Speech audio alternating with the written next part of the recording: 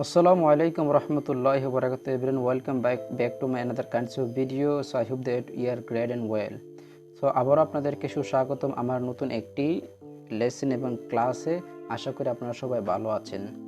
তো আমি ক্লাসগুলো কিন্তু আমি হোয়াইট বোর্ডে নিতে পারতাম, কিন্তু আমি কখন হোয়াইট বোর্ডে লিখবো এবং আপনারা কখন খাতায় তুলবেন এবং কখন এইগুলো বুঝবেন, এভাবে আবার অনেকগুলো লেখা হোয়াইট বোর্ডে নাও বোঝা যেতে পারে। তার জন্য আমি এভাবে ক্লাস নিচ্ছি। আশা করি আপনাদের এইভাবে ক্লাসে তো অনেক ভালো লাগছে। তো আশা করি আপনারা যদি ক্লাসগুলো করে আপনারা যদি ইংরেজিতে কথা বলতে চান, এগুলো আপনাদেরকে অবশ্যই জানতে হবে, কারণ এগুলো না জানলে আপনি কখনো ইংলিশতে fluently, but if you don't know this, but you cannot speak English fluently as soon as possible, but you have to know this. তো আসুন মূল আলোচনায় চলে যাক। তারই পূর্বে একটি কথা না বলুন, আপনি যদি আমার চ্যানেল অথবা পেজে নতুন দর্শক হয়ে থাকেন, অবশ্যই সাবস্ক্রাইব অথবা ফলো করে রাখবেন, তাতে আমি ধন্য। দেখুন, আপনারা এখানে দেখতে পাচ্ছেন এজ লাইক এজ, তিনটা শব্দ মিলে কিন্তু একটা অর্থ হয়েছে মতো। এখানে কিন্তু আমরা এজ লাইক এজের পরে একটা নাউন শব্দ দেব। তাহলে আপনারা দেখতে পাচ্ছেন এজ লাইক এজ, তিনটা শব্দ মিলে একটা অর্থ হয়েছে কি হয়েছে? মতো। আপনারা এইভাবে আরও আপনারা এইভাবে শব্দ দেখবেন, যেমন in front of, in front of, in front of, তিনটা শব্দ মিলে কিন্তু অর্থ হয়েছে সামনে। এভাবে আপনারা এগুলো শব্দ জেনে নেবেন নিচ থেকে, তাহলে আপনার আরও স্কিলফুল হয়ে যাবেন। তাহলে এজ লাইক এজ যার অর্থ হলো মতো। আসুন আমরা কয়েকটা স্ট্রাকচার দেখি। যেমন আমি বললাম as like as, as like as যার অর্থ হলো মতো, তাই দিলাম কামাল, তাহলে অর্থ হলো কি? কামাল, কামালের মতো। এজ লাইক এজ কামাল, কামালের মতো।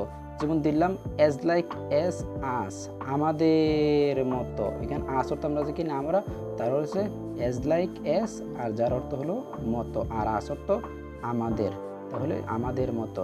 যেমন দিলাম as like as my mother, তাহলে মাই মাদার অর্থ কি? মাই মাদার অর্থ আমার মায়ের, মাই মাদার তো আমার মায়ের। আর এজ লাইক এজ অর্থ হলো কি? এজ লাইক এজ অর্থ হলো মতো, যার অর্থ হলো মতো, তাহলে কি হয়েছে? আমার মায়ের মতো। যেমন আমরা এখন আরেকটি নতুন স্ট্রাকচার দেখি। আপনারা কিন্তু এখানে মাই মাদার যদি দেন, আমার পিতার মতন দিতে পারেন, আমার মায়ের মতো, তাহলে আপনি দিতে পারেন। এখানে আছে আমার মায়ের মতো, তাহলে আপনি দিতে পারেন মাই মাদার করে দিতেন my father. As like as my father, তাহলে অর্থটা হবে কি? আমার মায়ের মতো। যদি আপনি দেন এজ লাইক এজ, যার অর্থ হলো মতো, তাহলে as like as my mother আমার মায়ের মতো, আর as like as my father আমার পিতার মতো। তুমি দেখতে আমার বন্ধুর মতন। You looks as like as my friend. Okay, you look as like as my friend, তোমাকে দেখতে আমার বন্ধুর মতো দেখা যাচ্ছে। তাহলে আপনি এখানে অবজেক্ট পরিবর্তন করে কিন্তু নতুন নতুন সেন্টেন্স তৈরি করতে পারছেন। তো এখানে আপনারা আবার দেখতে পারতেছেন সাবজেক্ট, আপনার যে খুশি সাবজেক্ট একটা এটা নিতে পারেন। তাহলে মে হ্যাভ বিন, মে হ্যাভ বিন, তারপর আপনি একটা নাউন দিবেন। এখন দেখেন শব্দ কিন্তু তিনটা, মে হ্যাভ বিন, যার অর্থ হয়ে থাকতে পারে, হয়ে থাকতে পারে। May subject plus may have been plus noun হয়ে থাকতে পারে, subject plus may have been plus noun হয়ে থাকতে পারে। আপনি এইভাবে প্র্যাকটিস করবেন। আসলে আমরা কয়েকটা স্ট্রাকচার দেখি। যেমন আপনারা দেখতে পাচ্ছেন দ্য ম্যাটার, দ্য ম্যাটারটা হলো সাবজেক্ট, আর আমাদের মূল যেটা আলোচনা সেটা হলো মে have bin, May have bin A problem for us. তাহলে ব্যাপারটা, তাহলে কি ব্যাপারটা হলো সাবজেক্ট, আমাদের জন্য, ফর আস হয়ে সমস্যা অথবা প্রবলেম হয়ে থাকতে পারে। এখন আপনি দেখুন হয়ে থাকতে পারে, হয়ে থাকতে পারে, এই তিনটা শব্দ কি? এই তিনটা শব্দ মে হ্যাভ বিন, যার অর্থ হলো হয়ে থাকতে পারে, তাহলে এটার অর্থ হলো কি? হয়ে থাকতে পারে হলো মে হ্যাভ বিন। আশা করি আপনারা বুঝতে পারতেছেন। তারপরে এটা দেখুন, যেমন এখানে আপনারা দেখতে পারতেছেন আমরা কিন্তু সাবজেক্ট আবার চেঞ্জ করে দিয়েছি, ইউ দিয়েছি, ইউ মে হ্যাভ বিন। তো মে হ্যাভ বিন অর্থ কি? মে হ্যাভ বিন অর্থ হয়ে থাকতে পারে। You may have been my friend, যেহেতু আমরা নাউন বলেছি, মাই ফ্রেন্ড একটা নাউন। তুমি আমার বন্ধু হয়ে থাকতে পারো, তুমি আমার বন্ধু হয়ে থাকতে পারো। যদি বলি we may have been your friend, আমরা তোমার বন্ধু হয়ে থাকতে পারি। দেখেন এখানে কিন্তু আবার কিন্তু নতুন সেন্টেন্স হয়ে গেছে। যদি বলি you may not have been my friend, তুমি আমার বন্ধু হয়ে থাকতে পারো না, আবার কিন্তু না হয়েছে। আবার যদি আমি বলি how may you have been my friend, কীভাবে তুমি আমার বন্ধু হয়ে থাকতে পারো, তাহলে হয়ে থাকতে পারো, যার অর্থ হলো মে হ্যাভ বিন। আপনার এখানে সাবজেক্ট এবং অবজেক্ট চেঞ্জ করে নতুন নতুন sentence, but if you change this subject and object, but you can make a lot of sentence. So let's C.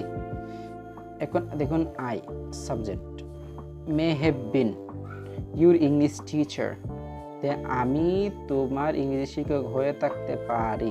আপনারা আশা করি অবশ্যই বুঝতে পারতেছেন কীভাবে সেন্টেন্সটা তৈরি হয়েছে। I may have been your English teacher. English teacher হলো একটা নাউন, যার অর্থ হলো কি তোমার শিক্ষক। ইউর ইংলিশ টিচার, তোমার শিক্ষক হয়ে থাকতে পারি। তাহলে হয়ে থাকতে পারে হলো মে হ্যাভ বিন।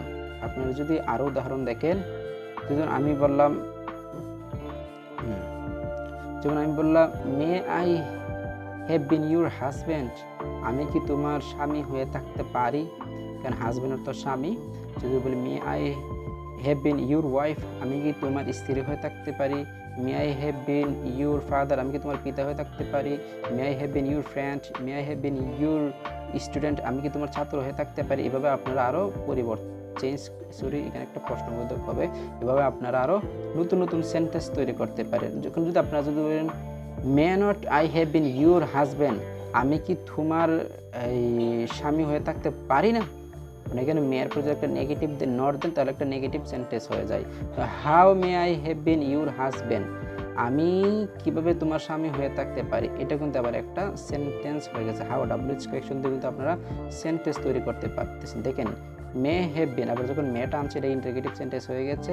তো আপনার এখানে যদি আবার মেয়ের পর একটা not then, how may not I have been your husband, আমি কিভাবে তোমার স্বামী হয়ে থাকতে পারি না। আশা করি but you are understanding this is and you will make as soon as possible new sentence. তো আশা করি আপনারা অত সহজেই বুঝতে পারতেছেন, অতি সহজেই কীভাবে সেন্টেন্সগুলো আপনারা তৈরি করবেন নিজে নিজে। তো ক্লাসটা যদি আপনাদের ভালো লাগে, আমরা কি দেখেছি এজ লাইক এজ, যার অর্থ হলো মতো, এবং আমরা দেখেছি কি মে হ্যাভ বিন, যার অর্থ হলো হয়ে থাকতে পারে, মে হ্যাভ বিন যার অর্থ হলো হয়ে থাকতে পারে। এই দুইটা দিয়ে আপনারা অনেক ইংরেজি সেন্টেন্স তৈরি করার চেষ্টা করবেন। তো আপনারা এইভাবে আমাকে উৎসাহিত করবেন নিত্য নতুন ভিডিওর জন্য। আপনারা কোন ধরনের ভিডিও চান ইনশাআল্লাহ আশা করি কমেন্ট বক্সে জানাবেন। আর ভালো লাগলে ক্লাসটা অবশ্যই শেয়ার করে বন্ধুদের সাথে শেয়ার দেবেন। আর আপনি যদি আমাদের ফেসবুক অথবা গ্রুপে যদি নতুন সদস্য যদি না হন চ্যানেলে, আশা করি আমাদের সদস্য হয়ে যাবেন। ধন্যবাদ সবাইকে, আল্লাহ হাফেজ।